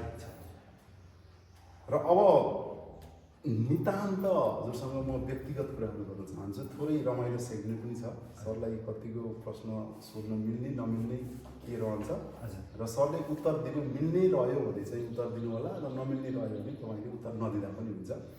म यहाँलाई पहिलो प्रश्न सोध्न चाहन्छु। यो द लाइफलाइन टक सो भनेको जीवन रेखा, तपाईँको जीवनसँग सम्बन्धित भएको भएर जीवनमा के आइपरे अथवा मान्छेका इच्छा चाहनाहरू हरेक खालका हुन्छन्, हरेक मोडहरू जिन्दगीमा परेको हुनसक्छ। म थोरै पारिवारिक पृष्ठभूमि चाहन्छु। कविता खाँड जो हजुरको अर्धाङ्गिनी हुनुहुन्छ, आदरणीय म्याम हुनुहुन्छ, हजुरको श्रीमती हुनुहुन्छ र उहाँसँगै हुनुहुन्छ अहिले हजुर। हाम्रो के अरे सरको उहाँसँग लगनगाँठो बाँधेको कति वर्ष भयो?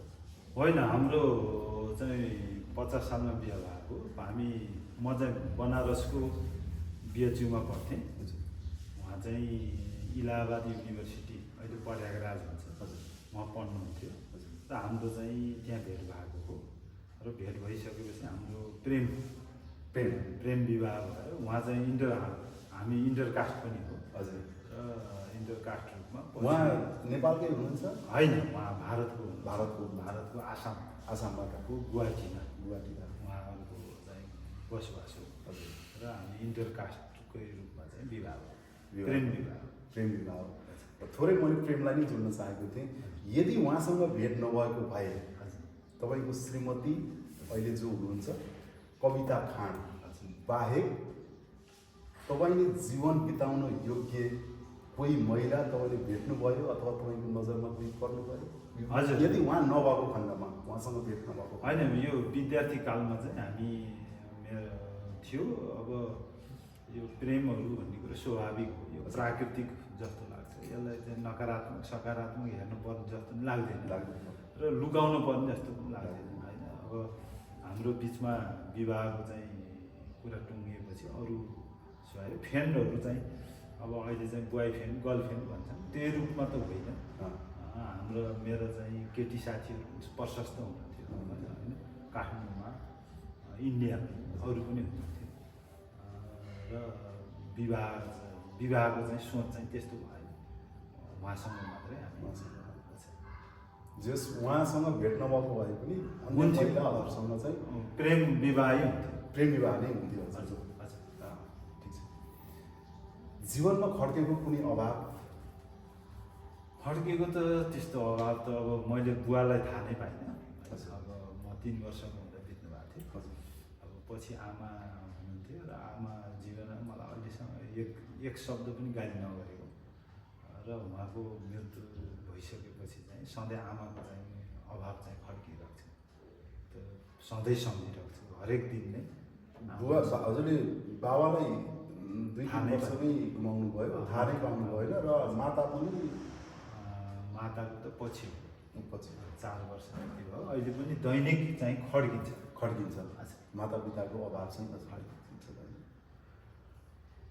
र हजुरले अघि भनिहाल्नुभयो तपाईँको माता पिता दुवैजना स्वर्गीय हुनुहुन्छ, तर मैले यो अर्थमा होइन कि पुरै देशको अर्थमा अथवा हजुरले देखेको कुरा के लाग्छ भने यदि कोही स्वर्गीय व्यक्ति फर्काउन मिल्ने भयो, त्यस्तो विस तपाईँले प्राप्त गर्नुभयो भने फर्काउन मन लागेको कोही स्वर्गीय व्यक्ति छ जसलाई फेरि म पुनर्जीवित गर्न पाएँ? त्यो पुनर्जीवित गर्न किनभने म अलिकति यो आध्यात्मिक लाइनमा पनि लाग्यो भने हाम्रो ईश्वरीय शक्ति हुन्छ। हजुर।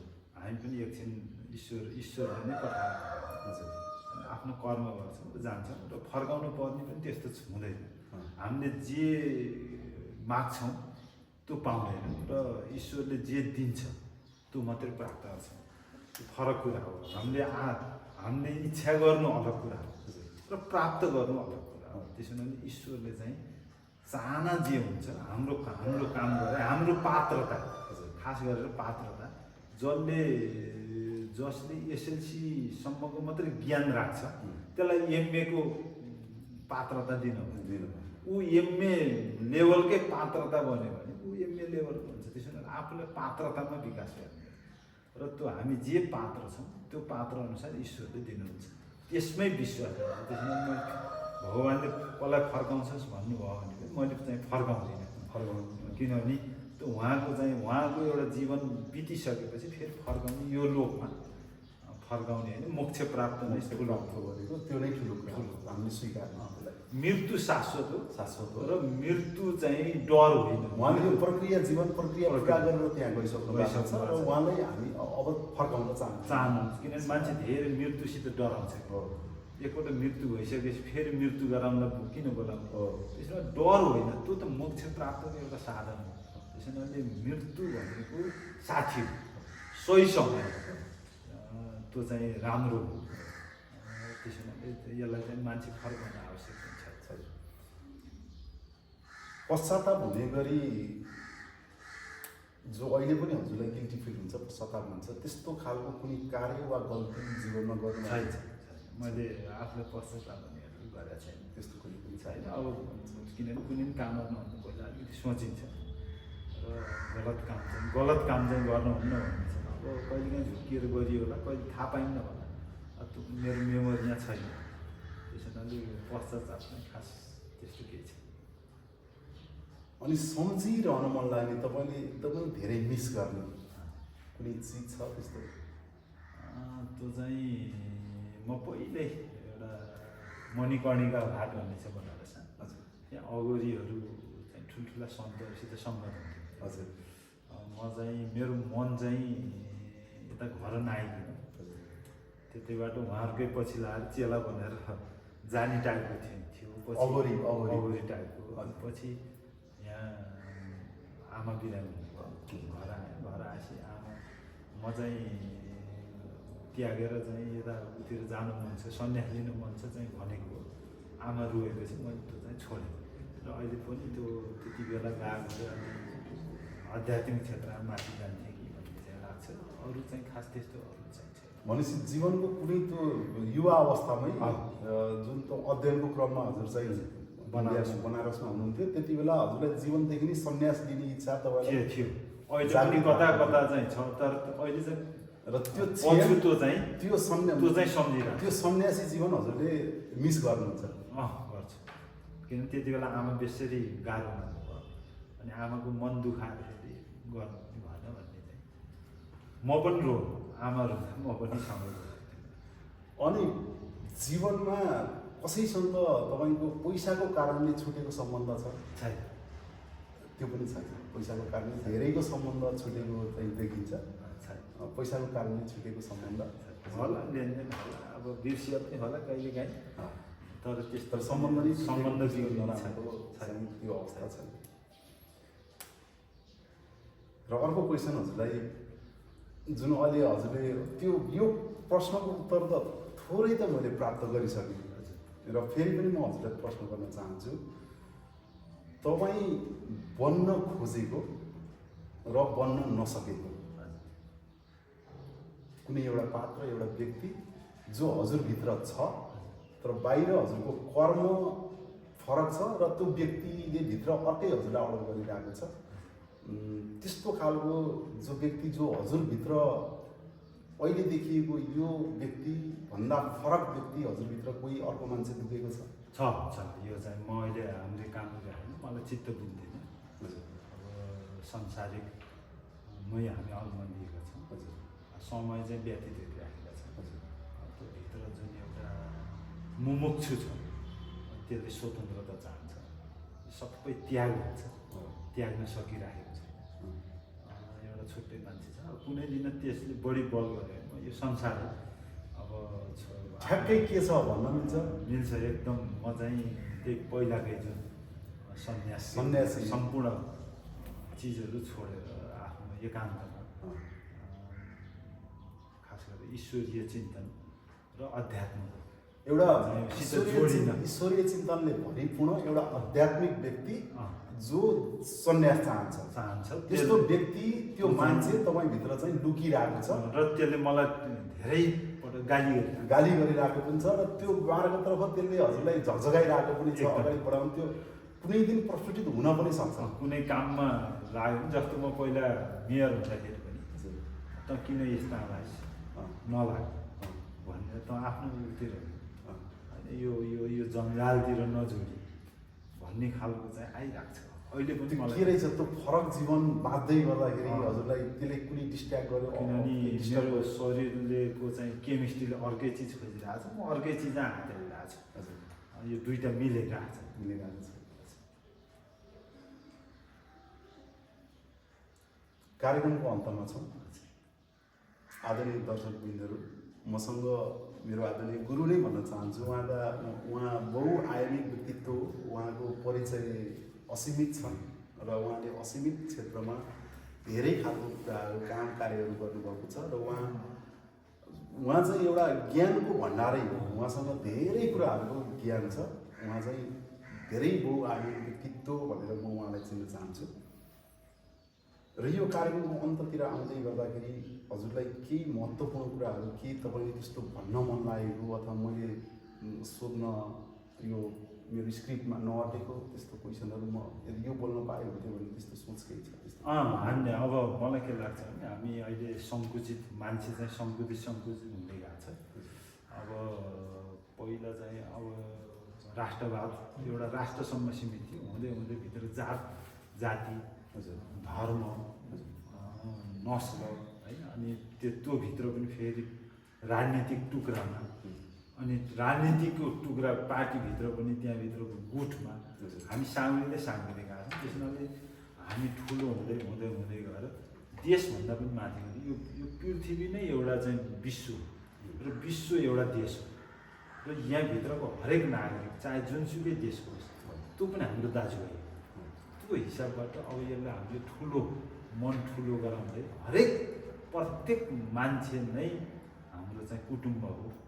बसेका जति वसुधैव कुटुम्बकम, हामीले चाहिँ उदार हुँदै ठुलो हुँदै र यो अरू सानातिना त छोडौँ, राष्ट्रको पनि सिमाना आयो। किनभने राष्ट्रको सिमाना पनि हामीले बनाएको हो, मान्छेले बनाएको। त्यसैले यो पृथ्वीकै मान्छे चाहिँ हामी सबै दाजु, हामी ठुलो मन चाहिँ गराउनुतिर हामी लाग्नुपर्छ, त्यो दिशातिर लाग्नुपर्छ भन्न चाहन्छु। र एउटा अर्को प्रश्न छ जुन हजुर व्यापारिक हिसाबले म व्यापारतिर जान्छु भनेर जुन गर्नुभएको छ त्यसको मुख्य आधार एउटा हुनसक्छ ब्याङ्क। ब्याङ्कलाई पनि हामीले एउटा बिजनेसको रूपमा हेर्न सकिन्छ र हजुर गरिमा विकास ब्याङ्कको अध्यक्ष हुँदै गर्दाखेरि एउटा प्रश्न मलाई पनि मन लागेको र मैले पनि खोजेको कुरा, ब्याङ्कहरूले युवा लक्षित कार्यक्रमहरू त ल्याएको होला, युवाहरूको लागि पनि केही सोच्न त सोचेको होला। जो ऋण प्रवाह मुख्य गरेर युवाहरू के चाहन्छन् भन्दाखेरि कुनै बिजनेस गर्नको लागि कसैसँग लगानी बिउ पुँजी छैन, त्यो बिउ पुँजीको खोजी गर्दा गर्दै उनीहरूको जिन्दगी नै बितिरहेको हुन्छ र उनीहरूले गर्नु खोजेको कुरा पनि गर्न नसकिरहेको अवस्था छ। कतिपय व्यक्तिहरू त्यही कारणले गर्दाखेरि विदेश लिने अवस्था छ, कतिपय व्यक्तिहरू डिप्रेसनमा गएका छन्, कतिपय व्यक्तिहरू तपाईँले भने जस्तै हजुरले त चाहेर सन्यासी हुन खोज्नु भएको छ, कति नचाहेर पनि यही कारणले गर्दाखेरि सन्यास जीवन पनि बिताउनु बाध्य छन्, परिवारै छोडेर हिँड्न बाध्य छन्। उनीहरूको लागि ब्याङ्कले गर्नुपर्ने भूमिका के हो र ब्याङ्कले समय सम्पत्ति माथि मात्रै विश्वास गर्ने र त्यो युवाको जोस चाहना, उसको उमेर, उसको चाहिँ त्यो आइडिया, उसको कन्सेप्ट प्रोजेक्टमा चाहिँ विश्वास चाहिँ ब्याङ्कले कहिले गर्छ र यसरी चाहिँ युवाहरूको योजनामा तथ्यमा आधारित रहेर ऋण प्रवाह गर्ने दिन आउँछ सर नेपालमा? यसको बारेमा हाम्रो चाहिँ बुझाइमा पनि कमजोरी छ। हजुर, यो एउटा देशभित्र दुईवटा पोलिसी हुन्छ। हजुर, त्यो दुईवटा पोलिसीमा एउटालाई हामीले भन्छौँ फिस्कल पोलिसी।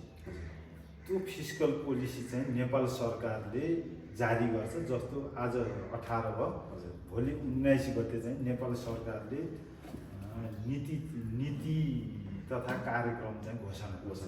त्यसलाई हामीले फिस्कल पोलिसी भन्छ। त्यो सरकारले ल्याउने, सरकारले ल्याएको पोलिसीलाई आधार गराएर नेपाल राष्ट्र ब्याङ्कले चाहिँ मोनिटरी पोलिसी ल्याउँछ। त्यसलाई चाहिँ मौद्रिक नीति भन्छ।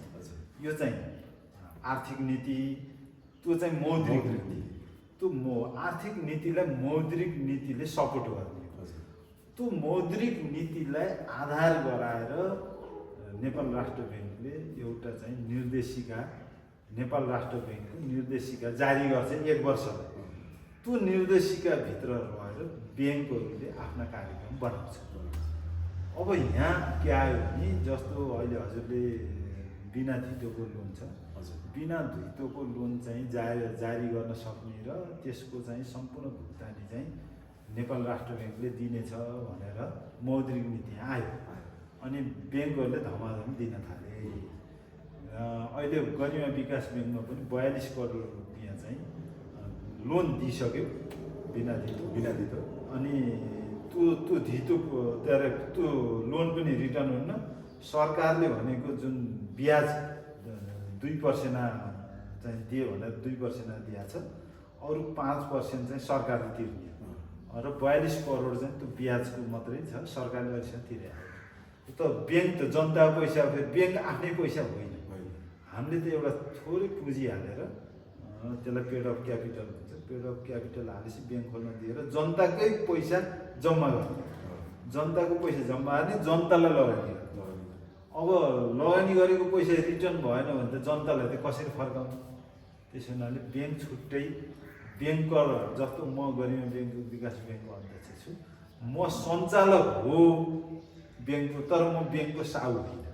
साउ त जनता र हामीले काम गर्ने भनेको राष्ट्र ब्याङ्कको मोनिटरी पोलिसीलाई आधार गराएर एनआरबी डिरेक्टिभ हुन्छ। एनआरबी डिरेक्टिभले निर्देशन गरेको भन्दा बाहिर जान पाइँदैन। अनि बिना धितो लोन चाहिँ दियो, पैसा फर्काएन भने 100% जस्तो 1 करोड कसैलाई दिएछ भने ब्याङ्कले चाहिँ त्यो पैसा टाइममा रिटर्न भएन भने 1 करोडै प्रोभिजन गर्नुपर्छ, पैसा जम्मा गर्नुपर्छ। त्यसो हुनाले उल्टो ब्याङ्क चाहिँ डुब्छ।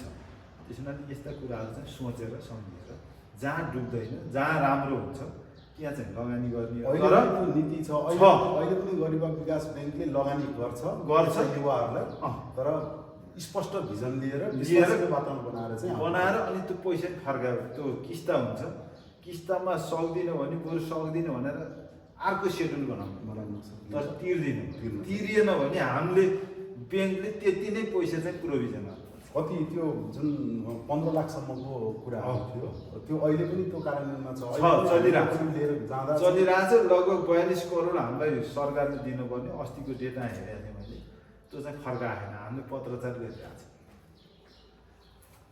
Thank you sir. गरिमा विकास ब्याङ्कको अध्यक्ष पनि भएको हिसाबले मैले हजुरलाई अलिकति यो ब्याङ्कीय वित्तीय संस्थाको यो बातमा बुझाउनु पर्ने कुरा पनि थियो र मैले आफै पनि नबुझेको कुरा थियो, म अहिले स्पष्ट भएँ। र कार्यक्रमको अन्तमा यहाँलाई अर्को एउटा क्वेसन छ, यो मेरो तर्फबाट होइन, अहिले जति पनि क्वेसनहरू गरेँ यो मेरो तर्फबाट आफ्नो व्यक्तिगत हिसाबले तपाईँलाई राखेका क्वेसनहरू थिए। र दिलीप सर यो मेरो पोडकास्टमा आउँदै हुनुहुन्छ भन्ने थाहा पाइसकेपछि वालिमका केही युवाहरूको तर्फबाट हजुरलाई एउटा प्रश्न छ र युवाहरूको प्रश्न गाँजा सम्बन्धी छ, जुन चाहिँ नेपालको मुख्य आय स्रोतको रूपमा हेरिन्थ्यो। पहिला 2045 सालमा नेपालमा गाँजा प्रतिबन्ध गरियो र त्यसलाई अहिले लागु औषधको रूपमा पनि त्यसलाई दर्जा गरिएको छ। प्रश्न के छ भने खासमा गाँजा लागु औषध हो कि होइन?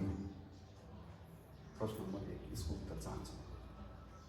सबभन्दा पहिला त लागु औषध हुँदा लागु औषध भनेको के हो भन्दा लागु औषध भनेको फ्याक्ट्रीमा बनाइएको प्युरिफाइड जुन औषधि चाहिँ मान्छेलाई लत राख्छ र त्यो कृत्रिम तरिकाबाट बनाइन्छ, त्यो तरिका त्यो चाहिँ लागु औषध।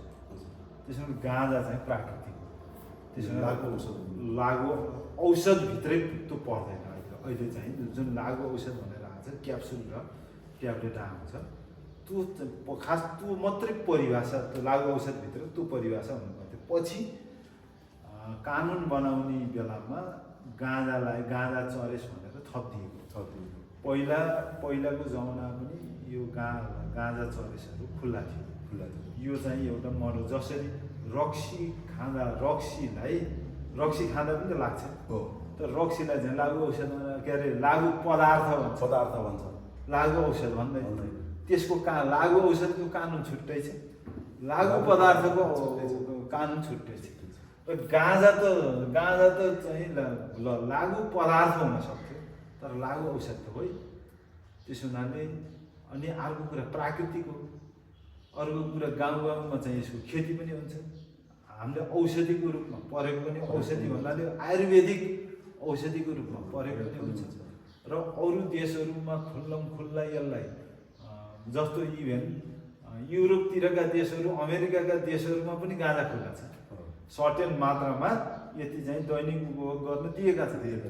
यहाँ चाहिँ अब चाहिँ ल गाँजा गऱ्यो भनेपछि ल थुन्ने कारवाही गर्ने लागु औषधको मुद्दा हाल्ने त्यो जग्गाले यो ज्यादा थियो। त्यसो हुनाले बरु के हो त भन्दा हामीले शिक्षित गर्नुपर्छ।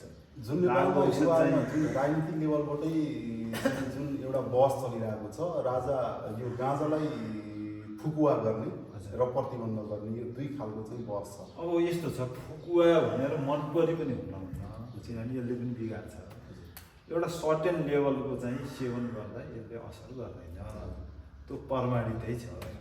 अब यसलाई अत्याधिक खाने लतकै रूपमा चाहिँ हुने नभए छटपटिने अवस्था पनि त्यो चाहिँ गलत हो। त्यो चाहिँ उयो अल्कोहलाइज भयो भने अल्कोहोलिक भयो जस्तै गाँजाको पनि चाहिँ लत हो। लतमा ल र उहाँहरूलाई शिक्षा पनि दिनुपर्छ र यसलाई चाहिँ सदुपयोग पनि गर्नुपर्छ र मैले मेरो रूपमा त खुल्ला चेतनामूलक रूपमा चाहिँ खुल्ला गर्नुपर्छ। जीवनको कुनै कालखण्डमा हजुरले गाँजा सेवन एकदम मैले खाएँ, 2 वर्ष खाएँ। वास्तवमा त्यसको अनुभवले मलाई के भन्छ, जसले जो गाँजा सेवन गर्ने युवाहरू पनि धेरै हुनुहुन्छ, हाम्रो देशैभरि हुनुहुन्छ र वालिङ हुनुहुन्छ। मैले आफैले पनि देखेको छु। मलाई लाग्छ होइन अहिले त च्याप्टै छोडेँ हजुर, तर अहिले पनि गाँजा चाहिँ एकदम मिठो बसाउँछ हजुर। र 2 वर्ष गाँजा खाँदाखेरि मलाई के लाग्थ्यो नि, यो जति गाँजा खान्न हजुर त्यो मान्छेले यो जीवनमा चाहिँ त्यो जुन टेस्ट हो नि, जुन आनन्द हो त्योबाट वञ्चित हो, त्यो प्राप्त गर्नै सकेन, यो वञ्चित हो भन्ने चाहिँ जीवनमा एउटा चिज खानै पाएन जो चाहिँ एकदम अमृत जस्तो चिज हो, जो एकदम चाहिँ मिठास छ, त्यो चिजबाट यो वञ्चित भयो, यो दुर्भाग्य हो त्यसलाई भन्ने चाहिँ लाग्थ्यो।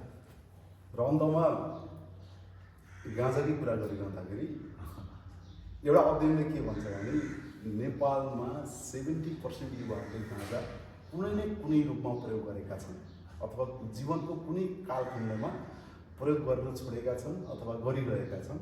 यसमा यो भन्ने छैन। तपाईँको एकदम तल्लो वर्गको युवादेखि लिएर हाई लेभलको प्रोफेसनल व्यक्तिहरू जो राजनीति लेभलमा पनि हुनुहुन्छ, स्वास्थ्यको क्षेत्रमा हुनुहुन्छ, विकास निर्माणका इन्जिनियरहरू पनि हुनुहुन्छ, शिक्षकहरू पनि हुनुहुन्छ, व्यापारी हुनुहुन्छ, धेरै प्रोफेसनल व्यक्तिहरूले पनि गाँजा युज गरेको, यो प्रयोग गरेको चाहिँ देख्न पाइन्छ।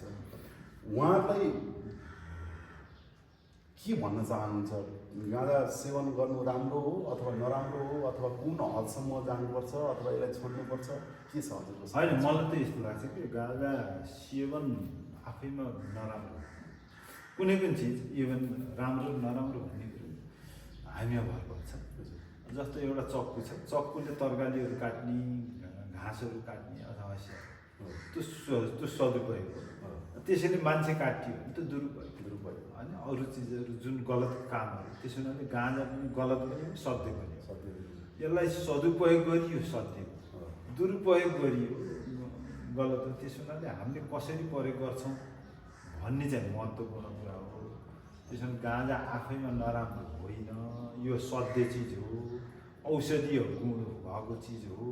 यसलाई सदुपयोग गर चेतनासित, यसको बारेमा अझ बढी ज्ञान लिएर, यसको चाहिँ राम्रा पक्ष के हुन्, नराम्रो पक्ष के हुन्, हरेक चिजका राम्रा पनि छन्।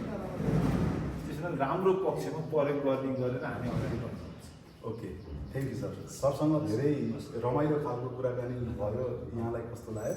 एकदम। र यो दर्शकवृन्दले पनि यसको प्रतिक्रिया त पक्कै दिनुहुन्छ होला। धेरै कोही सोध्न मिल्ने क्वेसनहरू गर्यो होला, कोही सोध्न नमिल्ने क्वेसनहरू गर्यो, तर सरको उत्तर दिने निसङ्कोच भावनाले जे हो त्यही चाहिँ एकदम ठ्याक उत्तरहरू आयो। यसको लागि म अत्यन्त खुसी छु।